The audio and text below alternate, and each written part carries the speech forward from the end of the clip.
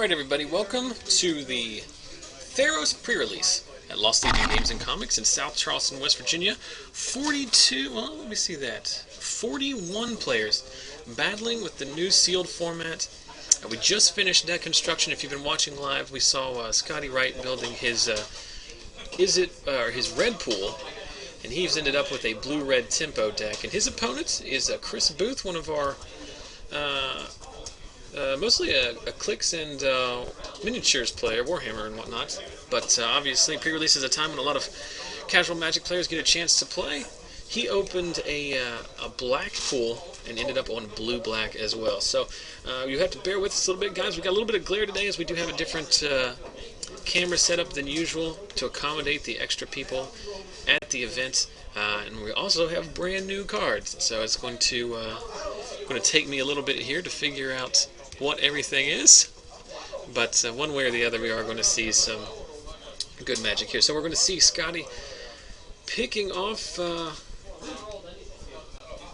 Read the Bones with the Force Spike equivalent counterspell, trying to keep Chris from burning through his deck with a certain regularity. Read the Bones, one of the best cards in this format. His creature on board is a Returned Phalanx, a 3/3 defender for 2 that he can pay 1 in a blue and make it a creature that can attack. So obviously pretty synergistic in this spot. Scotty's going to put it on top of Booth's deck there with Time Ebb effect. I think it's a grip, something grip. I'm well prepared, Sam. Oh, I should say, my name is Zachary Evans. As always, I'm joined today by Sam Hanna. Hello. Good to have you back, Sam. Well, thank you. It's a pleasure to be here. Griptide. Griptide is the card that put the creature back on top. A reprint from Avison. It is. I was trying to figure out what that... I knew what that effect was for 4, but I couldn't remember what the card was. That it is, in fact, a Griptide reprint. Scotty follows up with, I believe, an Ember Hauler, or an Ember Swallower. The sack 3-land monstrous dude. The promo. No, it's not that, because it only costs 3 mana. Oh, okay.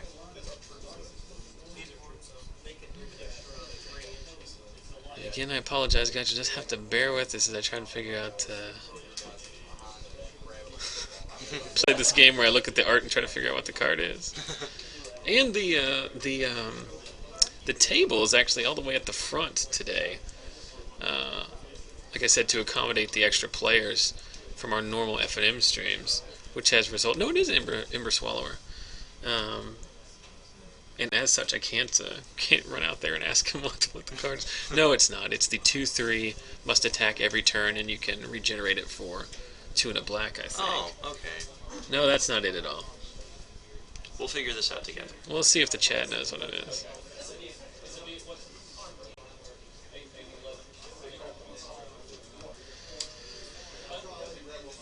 Usually by like the round 5 or 6, I finally get my stuff together. One of them is a Borderland Minotaur. It's a 4/3 vanilla creature. That is the card on the top of Scotty's board. Still trying to figure out what this other card is.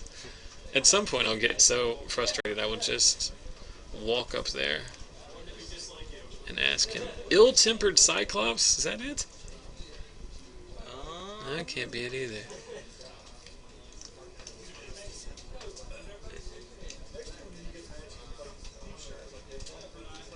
I know Scotty opened to Thoughtseize. I know he's very excited about that.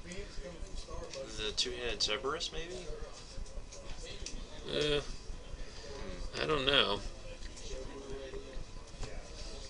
I always look forward to the pre-release every set because it gets a lot of casual players that don't normally show up out to the store, and it's fun to broadcast on a Saturday and whatnot. But I always feel like the most incompetent because like even when I have studied the spoilers, obviously you spend a lot of time focusing on the standard, legacy, and modern playables, and not so much on the limited stalwarts. So. But Chris casts a turn to Swine, or whatever, Cursed Swine. He's going to turn all of Scotty's creatures into 2/2s. So it now renders that question about what that card was irrelevant. Slowly but surely we get there, Sam. So Scotty piling in with both his guys, serving one up to the 3/3 defender, unless he has tricks here.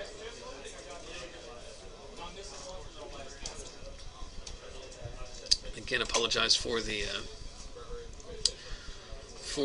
glare there. But that is, I think it's called Spike Jolt. It's the 1 damage instant scry.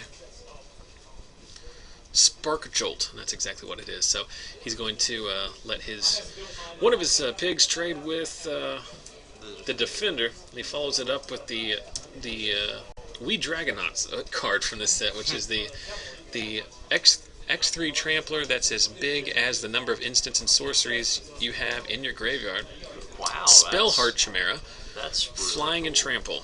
And then it's the the Magnivore or whatever. This card, I believe, is the 4/4 flyer that he gets to scry a bunch when it comes into play.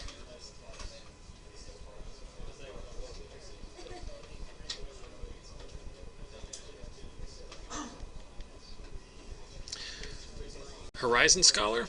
It is, in fact, a 4/4 flyer, and you get to scry 2 when it enters the battlefield. It does cost 6, but any 4 power, 4 toughness flying creature. Even if it doesn't have something on the vanilla, that's still pretty good. In limited, you beggars can't be choosers, right? I remember the Jin that used to get kicked around at the format playable. Its name's escaping me right now. It was like a 5/5 flying genie for 4? For 4. Oh, Juzum Jin? Yeah. Yeah, that was the stalwart of Arabian Nights. It was it used to be like a $100 card. Because there was a time in Magic when a 5/5 flyer for 4 was just the best thing you could do. Mm-hmm. Now you did lose 1 life per each upkeep, Sam. So I mean, watch out. That's a 20-turn clock on yourself. Yeah. Meanwhile, Scotty plays out a Burnished Heart, which is a 2/2 artifact creature. You can pay 3 and sack it. Search up 2 basic lands, put them on the battlefield tapped. I'm really eager to play with that in Commander. Seems very good. Yeah, it's colorless ramp. It's really awesome. Mm-hmm. A lot of things happening here. I believe Chris's the enchantment that he targeted his flyer with was the one that draws a card, and I think when that creature dies, he gets to draw another card, and then followed it up with a creature that I do not recognize as of yet. I do see a gold border.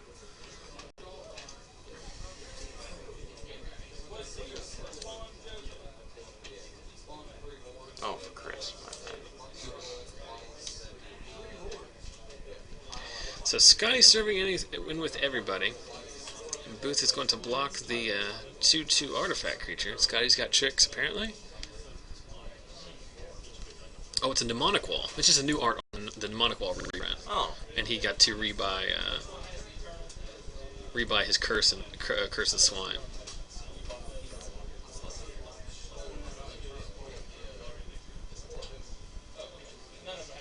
So Scotty's going to cast an instant in response that grows his Chimera, lets him scry.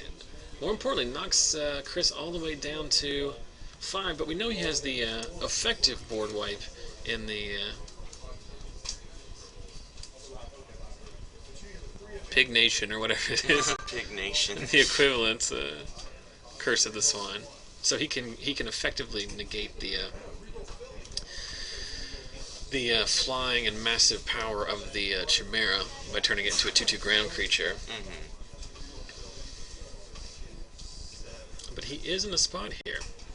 I'm really having a fun time nerding out from all the Greek mythology references because I'm a huge mythology nerd. Mm-hmm.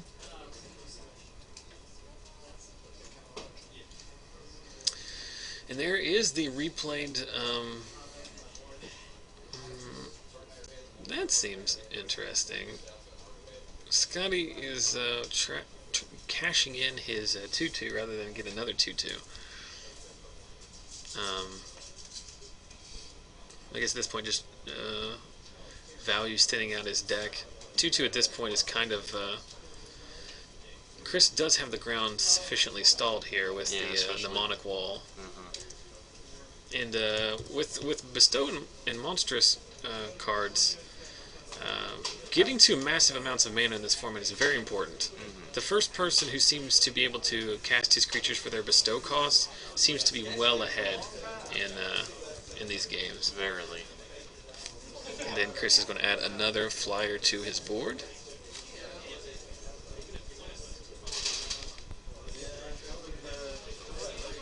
which is the Coastline Chimera. 1/5 flyer that he can pump with white. Looks like not really good in Chris's deck, other than as a wall. But you play whatever cards are playable. You know. And again, I apologize, guys. We are into the glare there.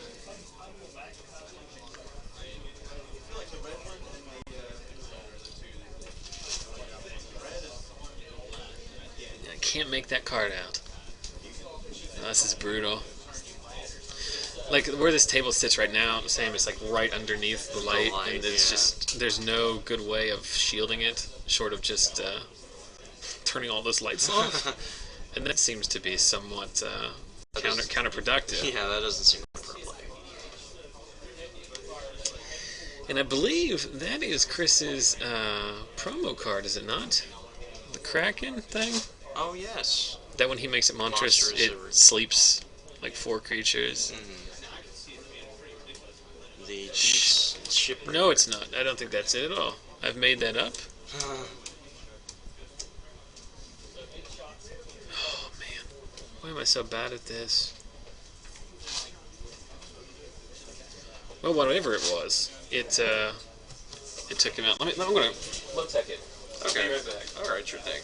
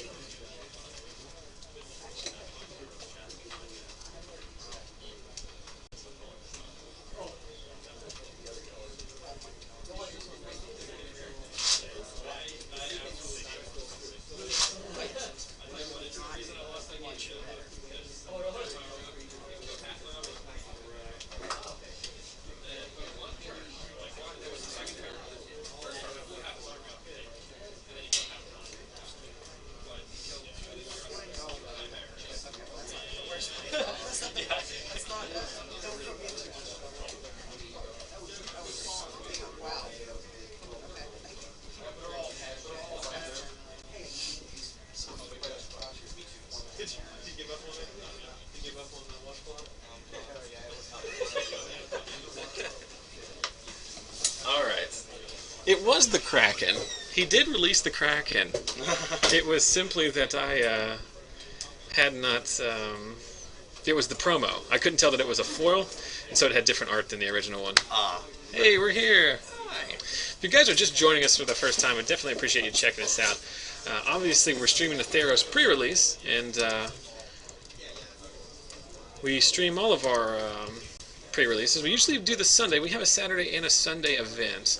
And we usually do those, but this week, this time, for whatever reason, I really wasn't in the mood to play today. I usually play on Saturday and stream on Sunday, but decided to stream the Saturday event. So we're going to have more coverage today, because there are always going to be 6 rounds. The Saturday event's always better attended than the Sunday event, just because it's a Saturday. So we should have some good Magic for you tonight. We'll do our best to pick some people who not only have compelling decks, but also have played Magic to some degree, so you guys won't don't be too worked up about the quality of play.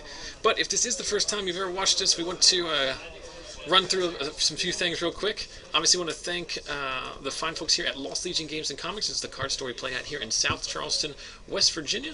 They not only let us broadcast this event, but they let us broadcast each and every F&M. Our normal stream is F&M stream, 6:30 p.m. Eastern each Friday night. Usually do standard. Next week it's going to be Theros Booster Draft. So make sure you subscribe to us on Twitch, and they'll send you an email whenever we go live next time. And then you can join us next week for Theros Booster Draft. We're going to have a hand cam. We're going to watch one of our regular drafters make his picks. It always makes for some pretty good television. We'll go through some more of our sponsorships here and give you some more information about the stream a little bit later. But these guys have shuffled up. No real sideboarding in Limited. I mean, there is sideboarding, but it's obviously much smaller part of the game. Quiet. So they're right into game 2 here. Scotty trying to draw even with his Izzet deck. I did check it out when they were building it. If you haven't been watching since the start of the stream, We did see him build his red-based pool, and this is what he ended up with. It's a pretty solid deck. It's just did not get there in the game one against Curse of the Swine. So he's going to Force Spike that, or whatever the equivalent Force Spike is. I keep calling it Force Spike, but it's a null. No, it's a 2-cost counterspell that they have to pay 1 more than you scry. Oh.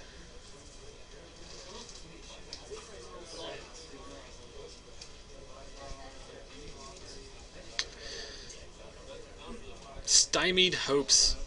Stymied Hopes. And then Scotty resolved an Omen Speaker, one of the cards that's seeing a lot of talk about being standard playable. It's also a card that's going to show up in some cubes. I actually picked off a foil version already for my cube. Yeah. It's a good looking foil, and don't know if I'm going. I currently play Seagate Oracle in that spot, so we'll see what I want to do. Meanwhile, Chris is going to resolve a Read the Bones, also known as Scry and Blood, or however you want to call it. And then Scotty has commenced the beatdown with his Omen Speaker. Not necessarily how he drew it up, but if it isn't blocking, it should be attacking, right? Quite barely. That's very well put. Indeed. Oh, 'Tis true. I agree. Hold on, please.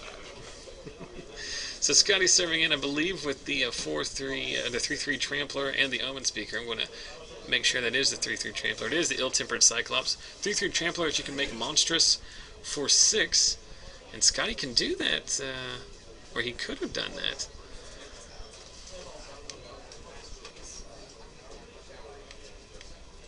Bounce? Yeah, it's a 2-cost bounce spell that you get to scry 1.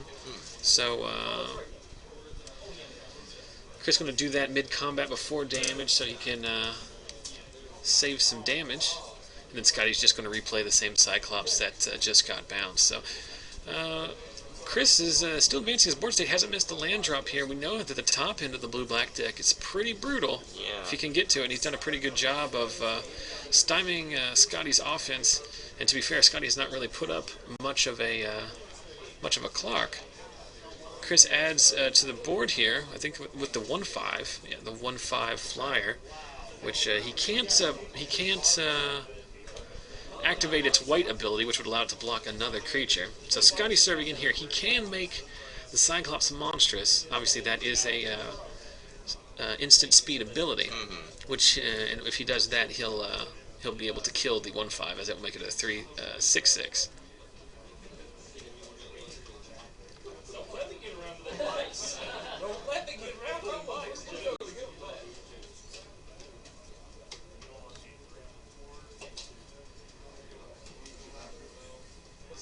Then Scotty follows up with a creature right into the glare spot. He moved a little bit. I did tell him about it, and he was very, very kind to try and help us out, but can only do so much, right? Oh, it's the Chimera, and it's going to get counterspelled. That was the Dissolve, I believe. I think that's the counter target blue spell one. Oh, is that? I recognize the art because it looks a lot like Silence. It's got somebody's space melting. I like Silence. I'll play the heck of that card. Ice Conceptor, Silence, GG. I am going to figure out what the name of that spell was. There is a cycle of Gainsave. Oh, it's Gainsave, for goodness sakes. It's a new art on that reprint as well. So here's where we stand. We have a non-monstrous Cyclops with an Omen Speaker. Booth has been attacked down to 13 life. He has a 1/5 flyer and about 1 billion mana up. Chimera down. Scotty with enough mana to activate. And we're going to try and give that, I don't know what that card is, but I think it's like Lash of the Whip. Yeah, the it gives -4. While Scotty's tapped out, so Scotty's decision there to play the Chimera, not activate the Monstrous, could potentially have been a blowout there, assuming Chris just drew the -4/-4. Scotty follows up with a 3-drop, which I believe is the one that it has the heroic trigger where it gets +2/+0 and first strike.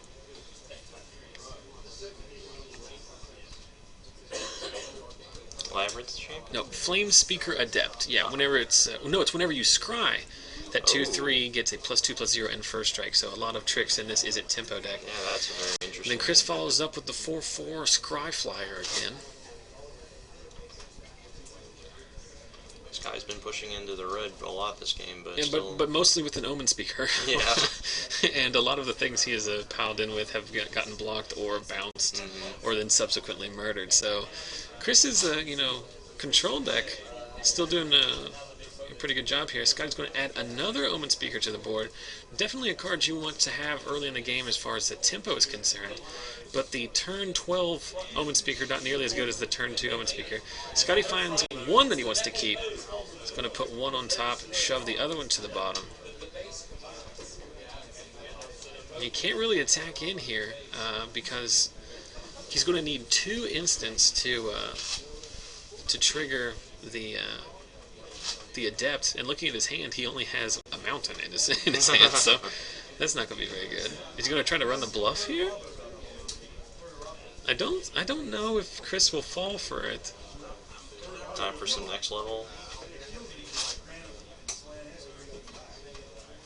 And he decides not to run that gambit. It is a risky one. I guess some players might not block, but I think that the only card he can really represent there is whatever the +3/+1 is. And he puts on the blue enchantment again on his flyer, which is when it dies, he draws a card. When the enchantment comes into play, he draws a card. Ooh, so double value. Yeah, it's pretty good. It's not the best. I mean, you really play that card in your deck to trigger heroic, but I mean, it still draws you a card. So I mean, you're effectively cycling it in the worst case scenario. There is not a lot of removal in this format that's not red-based, so you're not as susceptible to getting blown out as you would be with other creature-type enchantments.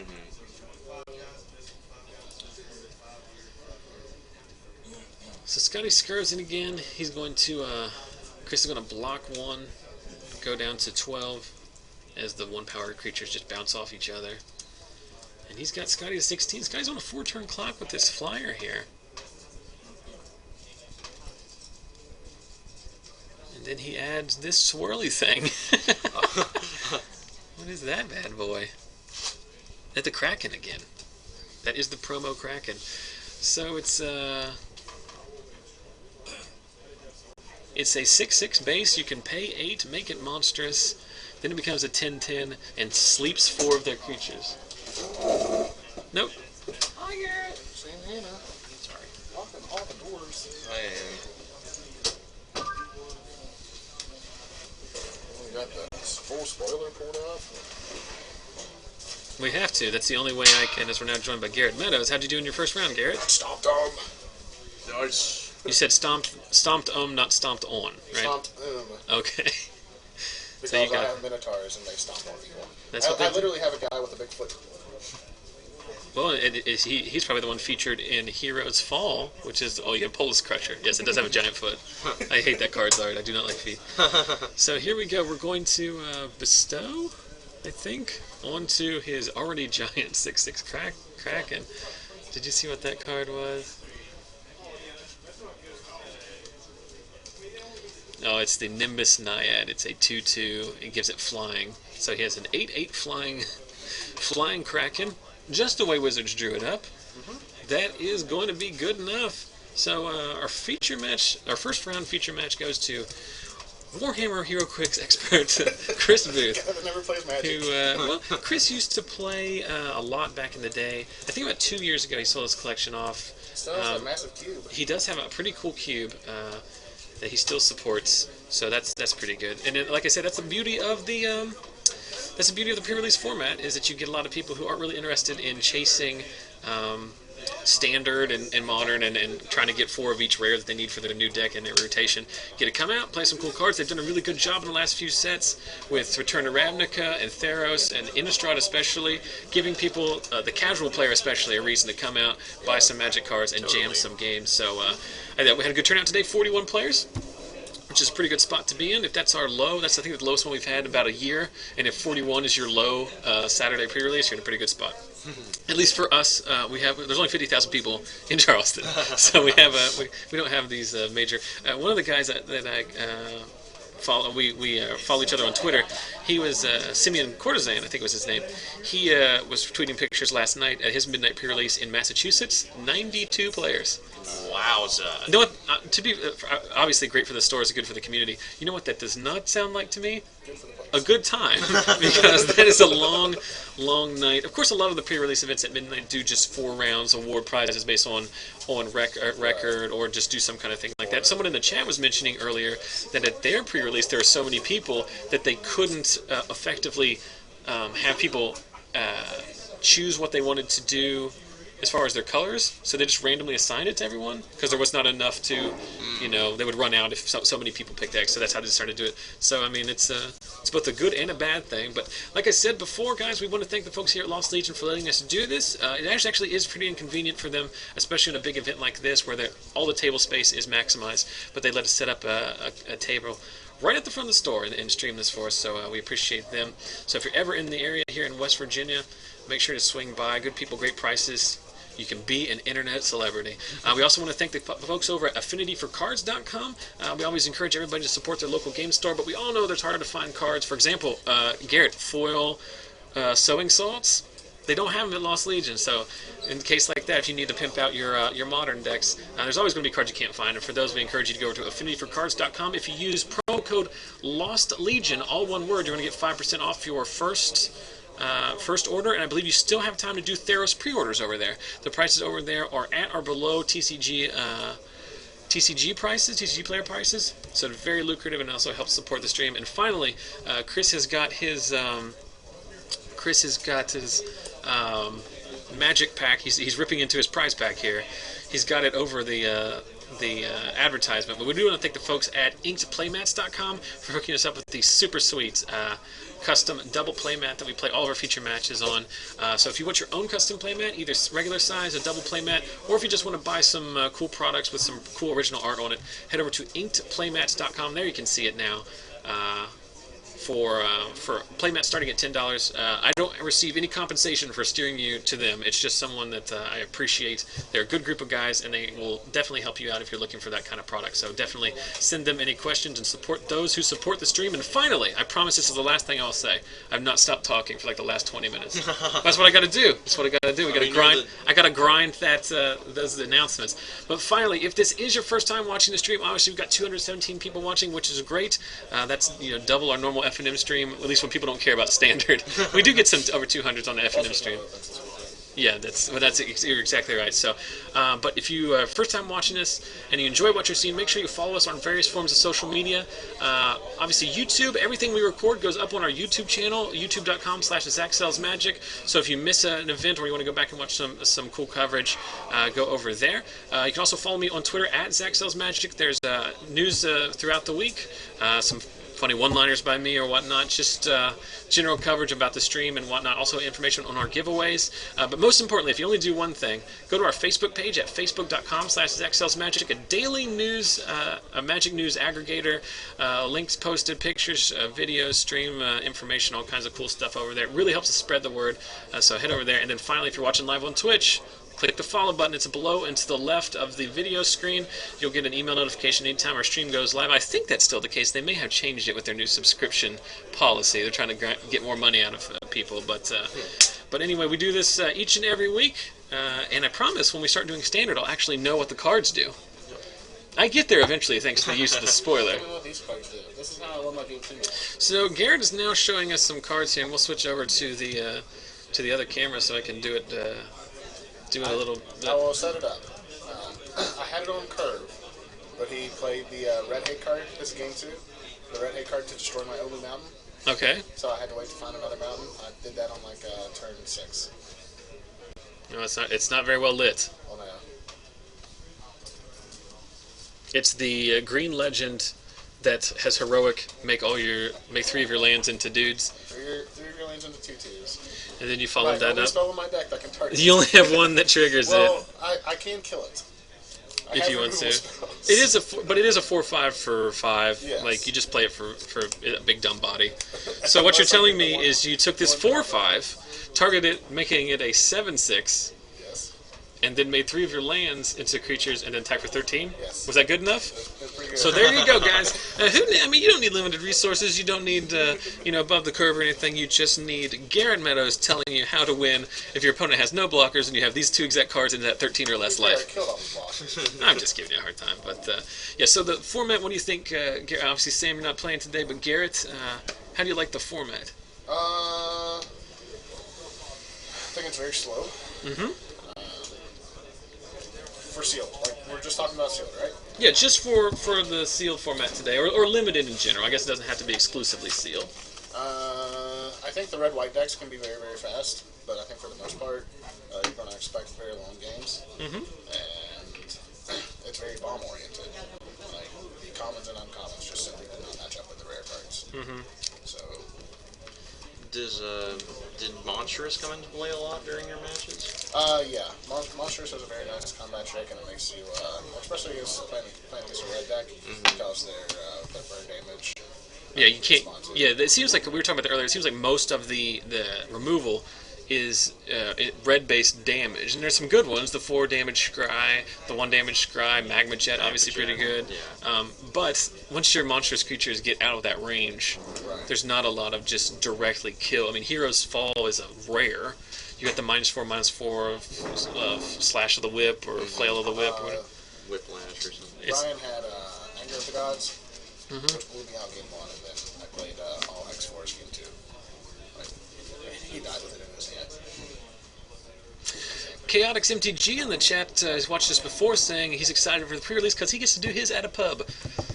So that's very Nice. exciting. Get your adult beverage on, and then get your pre-release on. One thing we were talking about earlier, Garrett, and I think obviously with no, obviously I'm not playing it. This is the first time seeing, but with some of the playtesting I did with Scotty earlier, and then looking at the games, it seems like there's a very aggressive red-white Boros deck, the Heroics deck, that relies a lot on that. What's that card called? The +3 Heroes something? But whatever, it's the effect of giant growth and some of the other cool heroic Titan Strength. abilities. Titan Strength. There's that deck, and then everything else seems to be just about getting to like 6, 7, 8 mana and being able to cast your creatures for bestow, being able to activate monstrous. Like, it's very slow. So there's like one very aggressive deck, and if you have that critical mass, Oh, and I can't beat that deck. no, I don't think anyone could. Like, if it plays out like that, but then every other deck is just trying to get to 6 mana. I think. Right. The red-white deck, like Brad Nelson tweeted last night that he killed someone on turn 4 and sealed. Wow. So it's very fast. I will say this. Gaz is saying we should give something away with this stream. We might do that. I might give something away. You can head over to our Facebook page. Last night at the F&M, we announced this week's giveaway, which you've got the entire week to enter until next Friday. We're giving away a playset, one of each Zendikar Full Art Basic, one of each land type. You get to pick which art you want. So head over to our Facebook page at facebook.com/ZachSellsMagic if you want to enter into that one. We might do a random viewer giveaway here later on, but we're just getting started up, so we'll look into that. I will say this, any interesting pulls you saw out there? I saw Scotty open to Thoughtseize. It's the only Thoughtseize I've seen so far. I'm sure there's another one out there. It's only rare. Evan got one too. Evan Hudnall? Yes. Excellent. I did see, I believe his name is Paul that runs the RPGs. Oh, yeah. Paul's Paul. playing, and he opened an Erebos and an Elspeth. Yeah. Daniel Payne, another one of our Warhammer War Machine guys, he opened an Elspeth. You opened a Xenagos, the Gruul Planeswalker. That made me money today. Yep. So that's basically all I've seen as far as like super good stuff. Vickers opened his pool, and while he didn't get any like super high end stuff, he got like all the $10 cards. He got like the Mistcutter Hydra. He got the Watchwolf, monstrous Watchwolf guy. That guy, that's cool. Steam Augury. You got Steam Augury, the Factor Fiction or Fictor Faction or whatever you want to call it. So it's pretty interesting. So we got about 10 minutes left here in the round, guys. we're going to I'm going to put you back to a replay from last week's F&M because I'm going to take a break here. But we'll be back about what time is it? 1:40. Probably back about 2 p.m.